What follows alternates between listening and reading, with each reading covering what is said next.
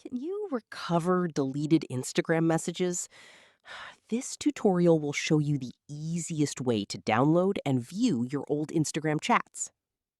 First, open the Instagram app and tap on your profile icon at the bottom right corner. Now tap the three-line menu at the top right and open Account Center. After that, scroll down and select Your Information and Permissions. Then tap on Export Your Information and choose Create Export. Use the Export to Device option. Next, tap on Customize Information. Here, you'll see multiple categories. Simply deselect everything and select only the Messages option to make the export faster. Then tap Save. After that, set the date range to all time and tap Save again. Now press Start Export.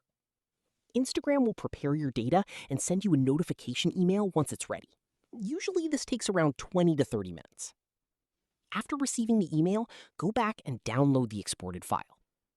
Inside the extracted folder, open Your Instagram Activity and then tap on Messages. Here you'll find your deleted Instagram chats, message requests, and other conversation history. And that's how to recover deleted Instagram messages easily. Subscribe for more Instagram tips and step-by-step tutorials.